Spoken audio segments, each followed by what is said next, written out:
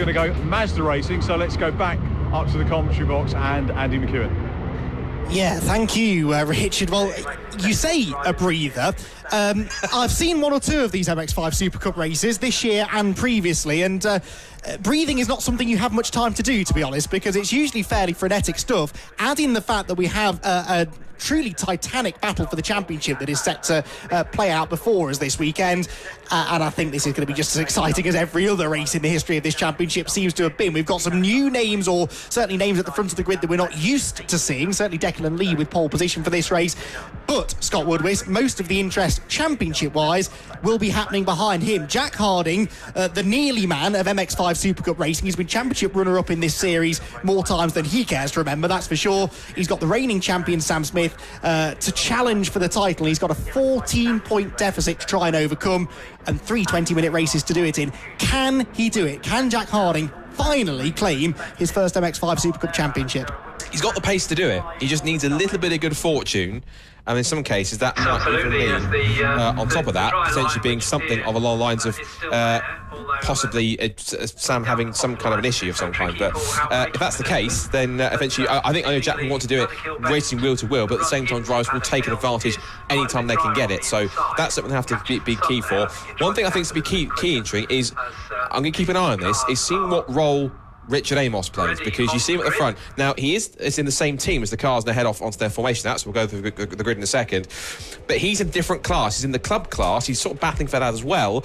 But he is a teammate to Sam Smith. And we've seen this not just in the Formula 4, national Formula 4s, I've seen this now, and I've seen it in Fiestas. Teammates can play a crucial part in this, and they have done when they start playing essentially the rear gunner role, essentially, where, let's say, Sam Smith gets out in front of a lead, Richard Amos, even though he's a different class, he's still battling for an overall position on the grid. Technically, there's nothing stopping him from racing for kind of making Jack's life difficult, provided he's not doing anything wrong. But at the same time, ultimately, you want to see Jack and Sam battling at it in front of the field. But I'm almost certain that Richard will get involved in some case in terms of being in the mix towards the front. What kind of role he plays, I guess we'll play out over the next 60 minutes worth of Mazda Super Cup racing over the next 3 races. Well, let's take a look then, shall we, at the grid, because we'll see why that is relevant in a moment, because it's Declan Lee on pole position with Sam Smith, the championship leader, second. Sam is 14 points clear of Jack Harding in the championship, with just over 300 still available, so it really is all to play for. But Sam's teammate, Richard Amos, is next, so Jack is well and truly in a sandwich there, isn't he, and not one that he's going to enjoy being a part of at all. James Costlands and Adam Bessel share row 3 ahead of John Langridge, former Mark 1 champion, and Patrick Fletcher, who's won races in this championship in the past.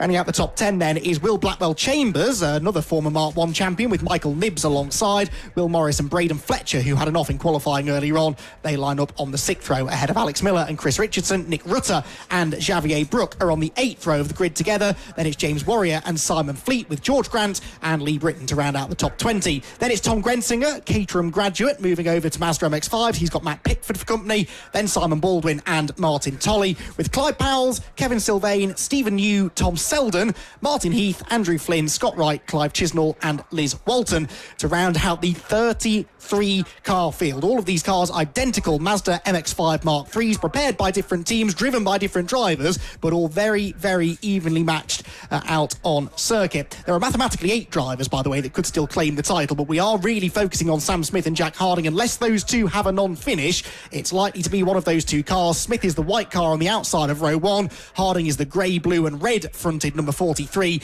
that lines up on the inside of row number 2. That might not be the best place to be in these conditions, not just off the line, but also being on that inside line into paddock. I think there is a lot more grip on the outside.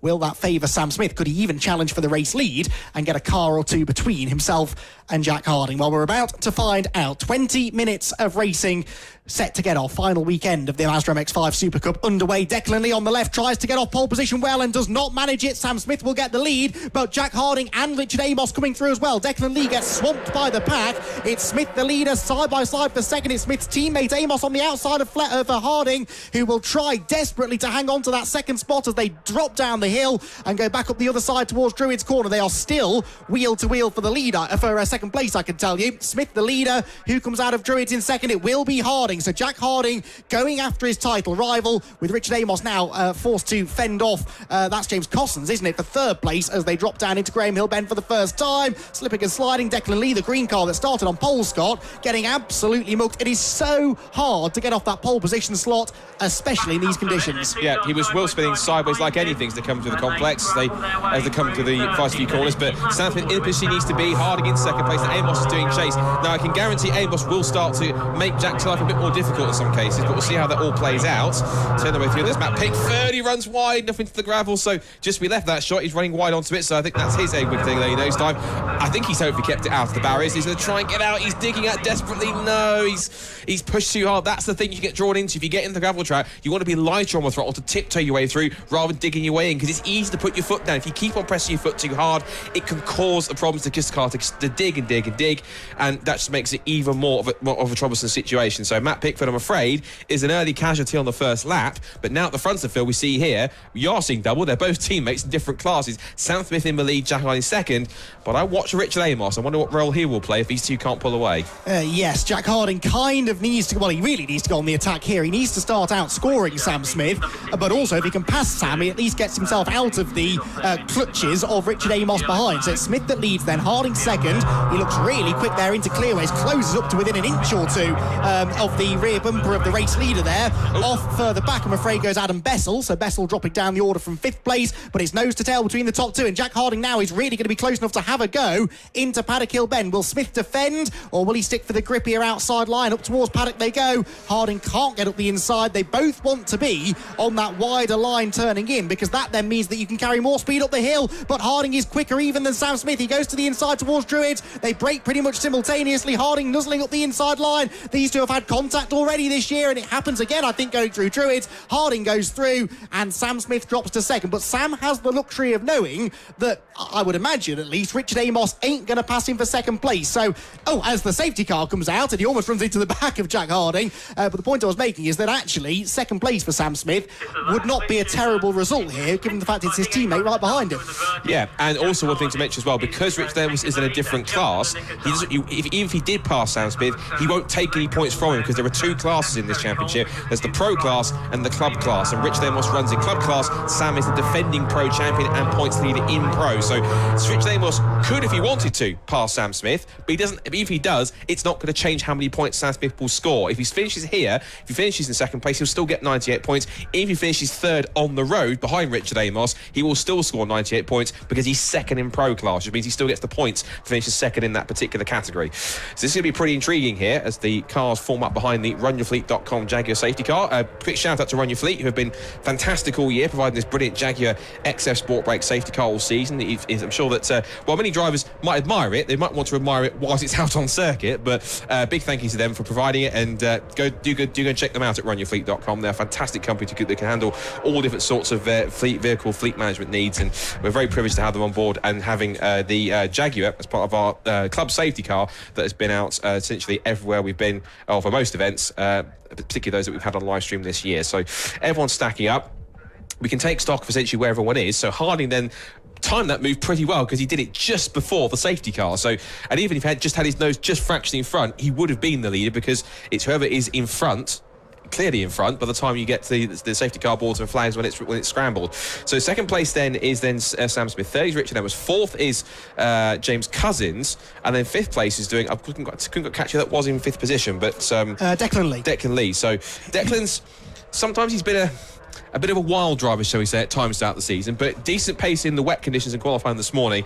But as you say, that inside line, he was scrabbling and sideways for traction. It was sideways as a dog on a shiny floor, just trying to find traction, just couldn't find it off the line. So, but he's still up there in fifth position. He's one of the Hills Motorsport run cars, run by former Rookie of the Year and former championship contender and race winner Aidan Hills, his former rallycross star, who has been pretty successful in these cars before, but now runs the cars rather than race him. He still pops out occasionally in the Mark III for something like Club Sport Trophy or a similar series, but he's now put together a really well-oiled outfit of several drivers that have come on board with him, and he's got now the likes of not just Declan Lee and guys like James Cousins. He's got Adam Bessel and John Langridge that come on board, so he's got a really good strong base of drivers. And so if with the likes of Jack Harding, who we believe is looking to move on to other pastures new, possibly even Sam Smith, given his exploits in Genesis a couple of weeks ago as well, there's every chance, I think, that potentially one of these Hills Motorsport cars will come to the fore if they stick on, and they will become one of the leading teams to beat, provided other teams don't start to catch up. So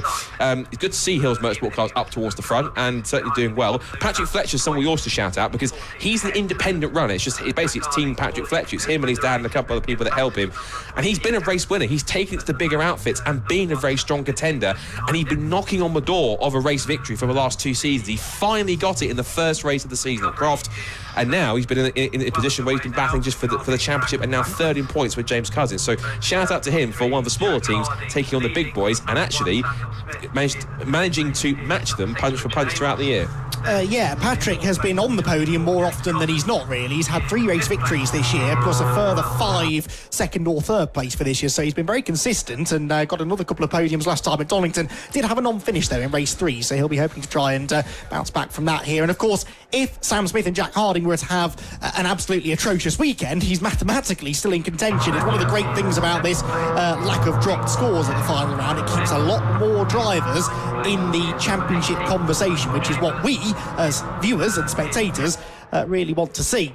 Got a glimpse there of some of the cars a little bit further down the order. One of the Paddock Motorsport cars. Braden Fletcher, by the way, another one of those Paddock cars, into the top 10 now. Younger brother of Calvin Fletcher, former British GT4 championship front runner and nowadays GT3.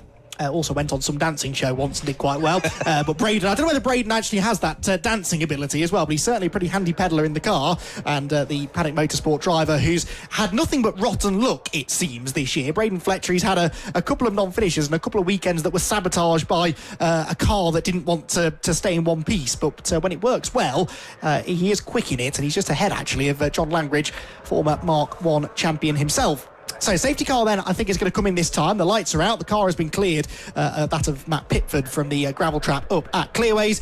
So Jack Harding bunching everyone together, needs to try and escape here. At the moment, he's only set to take 2 points out of Sam Smith, so the championship margin would come down from 14 to 12.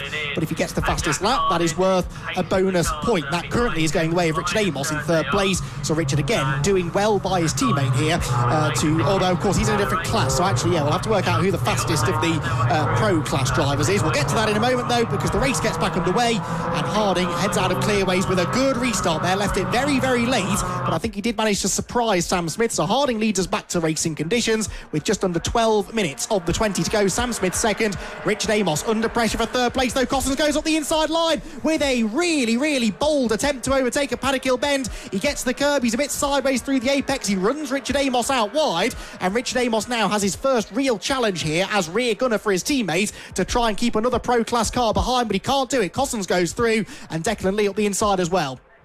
Yeah, so not quite the great restart for Richard Amos, but he is a fighter, and I'm pretty certain if he sticks around next year, he's got to be in pro class, because the pace he's got is way beyond any club class driver out there who he's battling with in the title. A bit of bad luck with some incidents and non-finishes in the mid-pass season, particularly at Anglesey, when he had an incident where he missed out by having a bit of brake failure, I think, or some kind of brake issue, which caused a problem for him to retire. But Sam Smith then continues to chase Jack Harding, who's a little wide and wayward on the exit through Clearways. He's got up the inside and gets better traction off the corner, and despite thinking the outside line might give him more traction, Smith does power his way through. So Smith then gets back into the lead. He's on maximum points now of 100. Harding back underneath him as James Cousins back under pressure from Ramos. Then Fletcher goes through in fifth position, and John Langridge back with Michael Nibbs. And it's great to see Michael Nibbs back as well, because he missed most of the season after having a wrist injury earlier in the season from an incident that he had. He's back now pretty much up to full fitness and back in the Mark III, and he's been showing, particularly this year and also previous year as well, just how quick he really is. He really has made great progress. He's another one of the Hills Motorsport cars and really making great jobs. It's good to have him back in the field, but this is the scrap we've got now, because James Cousins, who technically is third in the championship, we've got the top three of the championship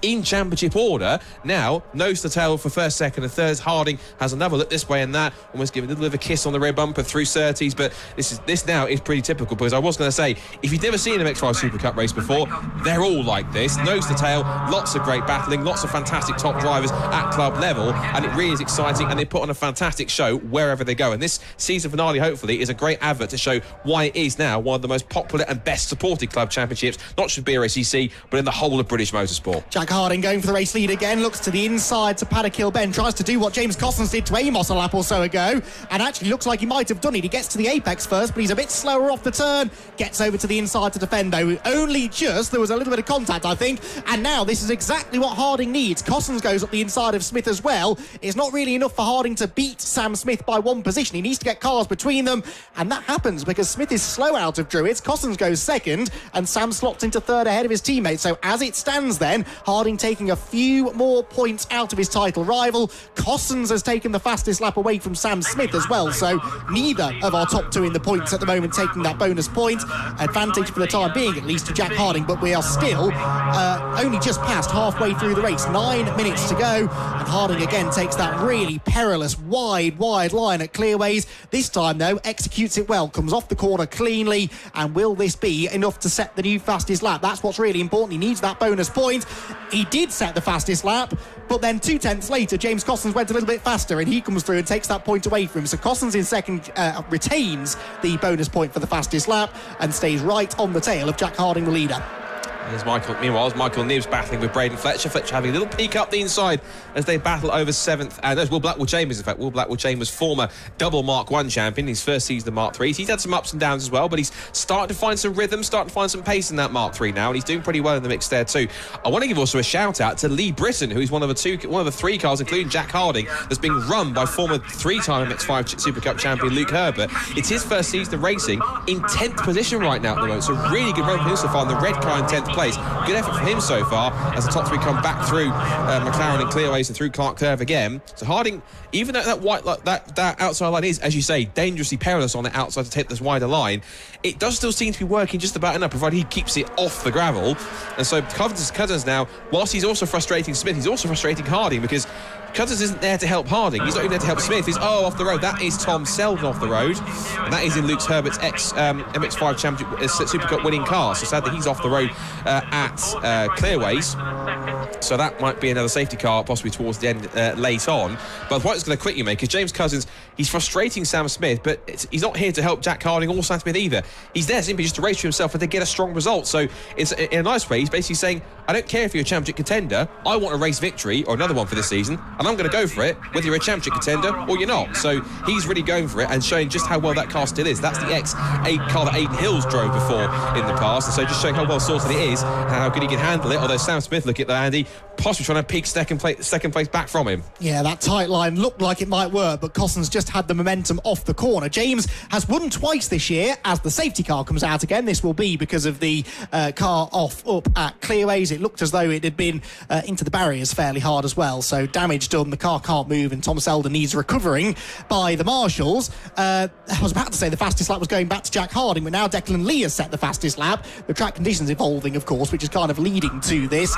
But yes, James Cossons has won twice this year, but they were both reversed grid races. He's never won truly on merit, if you see what I mean. It's still a hard-fought victory in those reverse grid races, but he's always benefited from a good grid position that he sort of inherited because of the random grid rule. This time, though, no argument about it. He's up there on merit, on his own pace, and yeah, he's not going to back off here if he sees a chance to get ahead of Jack Harding. Those chances, though, are going to dwindle slightly because of this safety car. If this is another sort of 3-4 minutes of safety car, it might leave us with only 2 or 3 laps to go before the end of the race. There are 6 minutes remaining then, and it's Jack Harding with the race lead. James Cossons second, Sam Smith is third, so at the moment doing enough to retain the championship lead, albeit by a reduced margin. In fact, as things stand, it would be 10 points the advantage for Sam Smith with 2 more races to go. Richard Amos is in 4th and leads the club class with Patrick Fletcher in 5th position, Declan Lee 6th, 7th Michael Nibbs, 8th Will Blackwell Chambers, then it's Braden Fletcher in 9th and Lee Britton rounding out the top 10.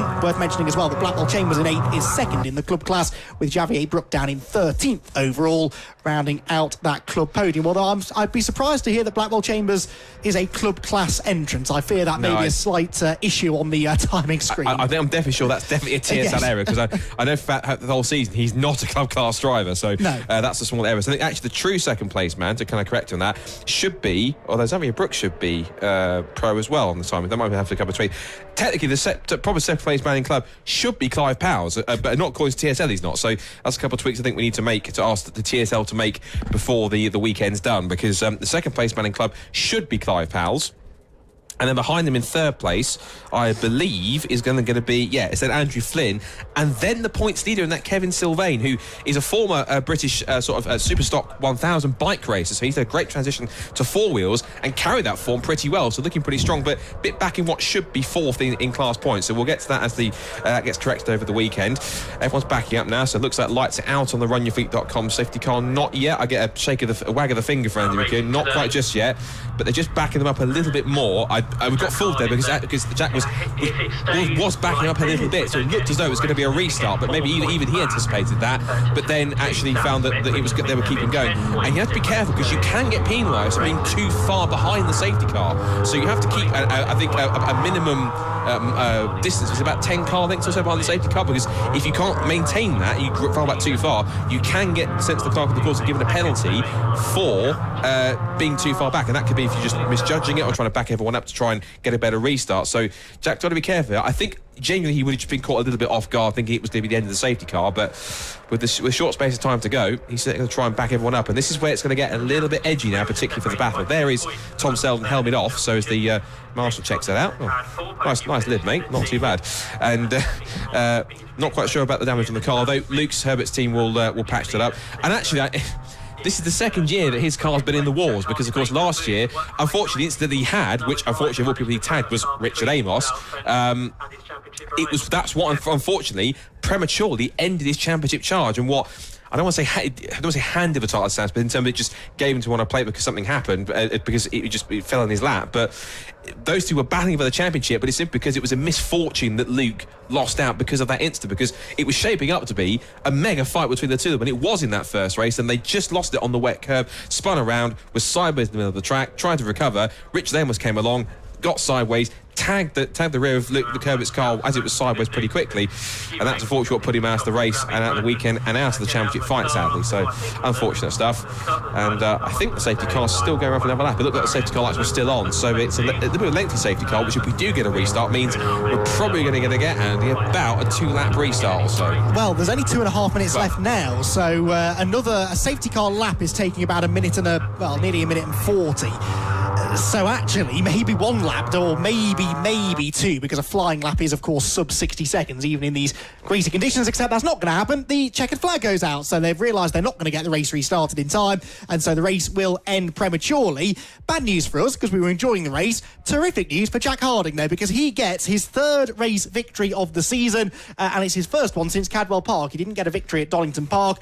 He's had lots of podiums this year, Jack, but he was saying to me yesterday, he's been struggling to get race wins, and that's where Sam Smith has definitely had the edge. Sam Smith had that terrific run of 7 consecutive victories, 3 at Anglesey, 3 at Stetterton, and then one at Cadwell Park as well, and another 2 last time out at Donington. So Harding bouncing back a bit there with the victory. He gets the 100 points then as a result of winning the race. James Cosson's in second place, Sam Smith in third. The gap will be down by my maths to 10 points, with still over 200 points left on the table. Richard Amos is fourth and takes the victory in the club class ahead of 5th position. Overall, this is fourth within the pro class for Patrick Fletcher. Declan Lee was 6th, Michael Nibb 7th, Will Blackwell Chambers was 8th, ahead of Braden Fletcher and Lee Britton to round out the top 10.